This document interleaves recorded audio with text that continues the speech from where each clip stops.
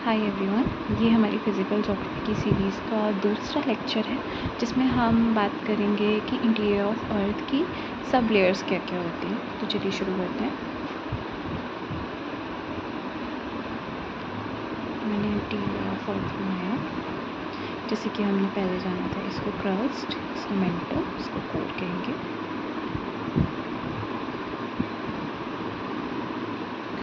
अच्छा, मैं आपको ये बताना चाहती हूँ कि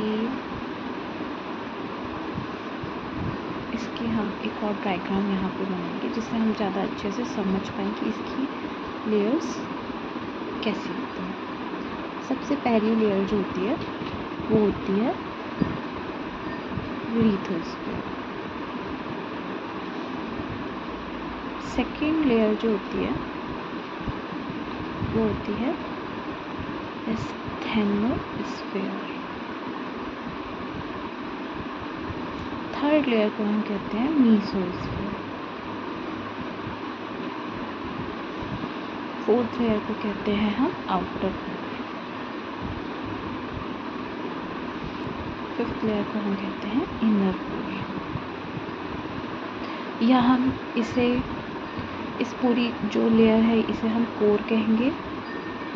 इसको हम मेंटल की 2 लेयर्स कहेंगे और ये हमारी क्रस्ट है। ओके, जब हम बात कर रहे थे आउटर कोर में, तो हम आउटर कोर को आउटर वेरिस्फीयर भी कह सकते हैं और इनर कोर को इनर वेरिस्फीयर भी कह सकते हैं और पूरे कोर को वेरिस्फीयर कहते हैं। ठीक है, अब हम इसकी हाइट की बात कर लेते हैं। तो लिथोस्फीयर की जो हाइट होती है वो 100 किलोमीटर तक होती है। जब हम अर्थ के अंदर सबसे पहले जाएंगे तो सबसे पहले 100 किलोमीटर तक हमें लिथोस्फीयर मिलेगा।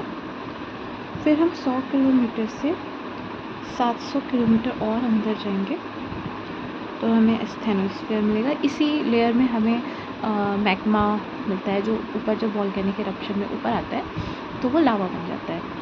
वो मैं आपको आगे के लेक्चर्स में बताऊंगी कि कैसे लावा मेल्ट होता है, ओशनिक क्रस्ट और कॉन्टिनेंटल क्रस्ट का मर्ज और मतलब कन्वर्जन और डाइवर्जेंस होता है। वो सब मैं आपको आगे के लेक्चर्स में बताऊंगी। और नेक्स्ट मीसोस्फीयर जो होती है वो 700 किलोमीटर से 2900 किलोमीटर्स तक होती है। यहाँ पे हमारा मेंटल ख़त्म हो जाता है। फिर हम बात करें तो 5100 किलोमीटर्स तक हमें मिलता है आउटर वेरिस्फीयर। फिर 6371 किलोमीटर्स पे हमें मिलता है इनर कोर। अब हम बात करते हैं ये किस तरह के होते हैं, मतलब ये सॉलिड होते हैं कि सेमी सॉलिड होते हैं। तो लिथोस्फीयर जो होता है वो सॉलिड होता है, फिर ये सेमी सॉलिड होता है और मीसोस्फीयर सॉलिड होता है। आउटर कोर जो होता है वो लिक्विड होता है और जो इनर कोर होता है वो हमारा सॉलिड होता है।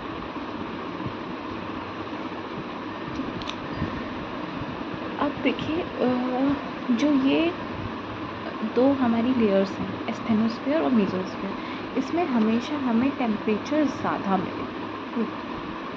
ठीक है, हमेशा प्रेशर हाई मिलेगा। क्यों प्रेशर हाई मिलेगा हमें दोनों लेयर्स में? P फॉर प्रेशर होता है, मैं यहाँ पे डिनोट कर दूँ। दोनों में प्रेशर हाई मिलेगा और ये ऐसा इसलिए होगा क्योंकि जो लिथोस्फीयर है एक सॉलिड, बहुत ज़्यादा, एक बहुत अच्छे डायमीटर की मोटी परत है जिससे लिथोस्फीयर का भार इस पर पड़ेगा। तो प्रेशर उस सॉलिड की वजह से ही इस पर बहुत ज़्यादा प्रेशर होगा इस पर। ठीक है, अब हम बात करते हैं आगे ये किस तरह से वर्क करता है। अच्छा, एक चीज़ टेम्परेचर का फिनोमेना इसमें मैं और बताना चाहती हूँ।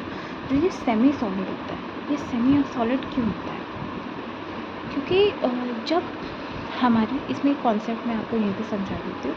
जब हमारा कन्वर्जन होता है, मतलब ये मान लीजिए कॉन्टिनेंटल क्रस्ट और ओशियनिक क्रस्ट जो होता है, जब हमारा कन्वर्जन होता है तो ये कन्वर्जन के टाइम पे ये ओशियनिक क्रस्ट वाली जो प्लेट होती है ये भारी होती है और ये हमेशा सब डाउन होगी कॉन्टिनेंटल क्रस्ट में। बट यही इन केस कॉन्टिनेंटल क्रस्ट और कॉन्टिनेंटल क्रस्ट जो होगा कन्वर्ज होगा जब,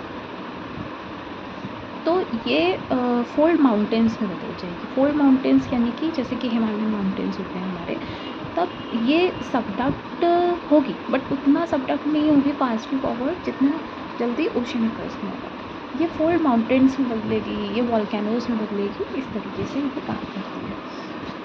अब मैं आपको बताना चाहती हूँ कि इन लेयर्स में कुछ डिसकंटिन्यूटीज़ भी होती हैं, उसके बारे में आइए डिस्कस करते हैं।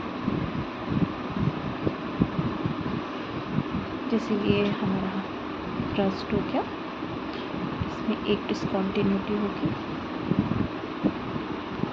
ये हमारा मेंटल हो गया, इसमें एक डिसकंटिन्यूटी यहाँ पे होगी, तो ये हमारा एज सच कोर है तो इसमें एक डिसकंटिन्यूटी होगी। अब देखिए मैं यहाँ पे लिख देती हूँ, बार बार डिसकंटिन्यूटी मुझे लिखना नहीं पड़ेगा।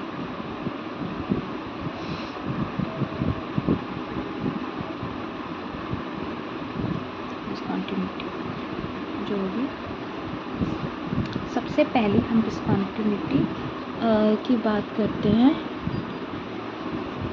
तो वो होगी कॉन्वर्जेंट, फिर हमारी होगी मोहो डिसकंटिन्यूटी, फिर होगी हमारी रैपिड डिसकंटिन्यूटी, फिर हमारी होगी गुटेनबर्ग डिसकंटिन्यूटी, फिर होगी